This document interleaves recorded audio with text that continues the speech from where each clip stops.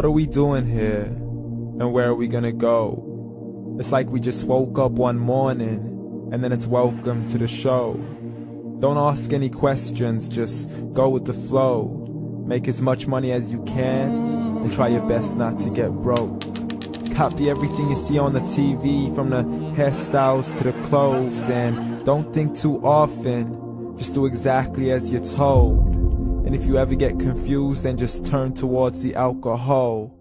You'll still hear your thoughts, then just turn up the radio as you learn to live a lifestyle of drugs, sex, and rock and roll.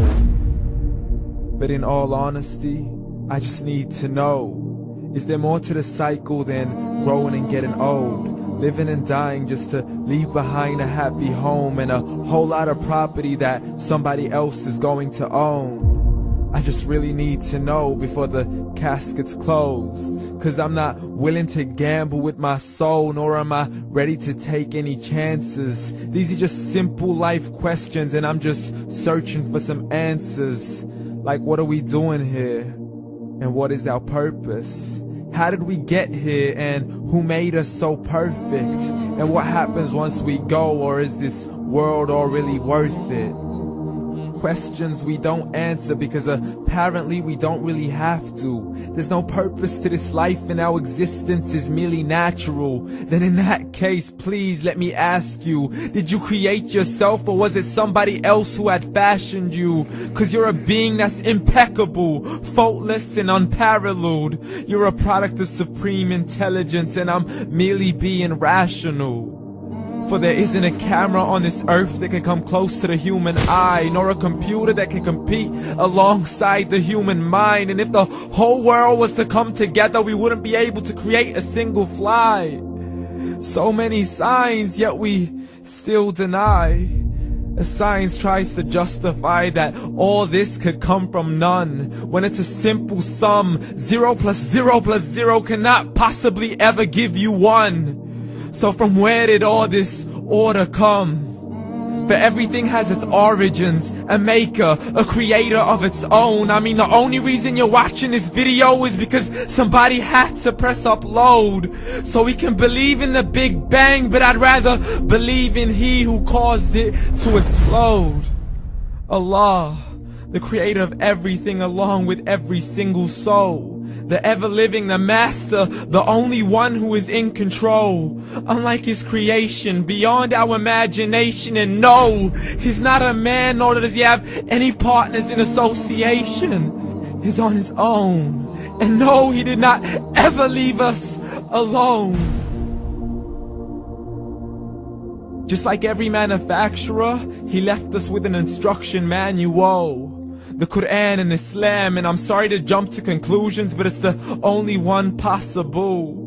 The only definition of God is the one and only supreme being. It's logical, a book with 0 contradictions, with miracles that are both scientific and historical, all revealed over 1400 years ago.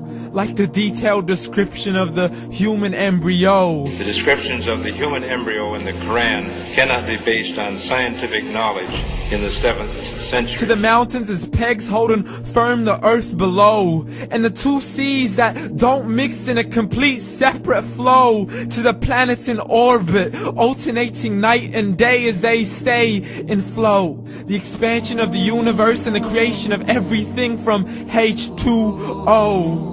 To the stories of the past and the preservation of Pharaoh. To identifying the lowest point in the land where Persia defeated Rome. The gushing fluid that created man in the glands between the ribs and the backbone. And not a word has changed, it's still the same. So please explain how all this was known over 1400 years ago.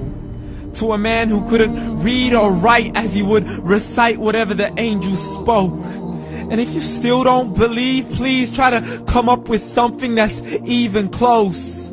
But you can't, so we took God as a mockery and his messengers as a joke. Muhammad could not read or write. How's somebody who can't read or write gonna start a religion? Dismiss these scriptures as legends and tales of the ancient folk, as we live life according to our whims, desires, and hopes. saying this life is the only home we will ever know. We will live then die, then simply turn to bones. YOLO!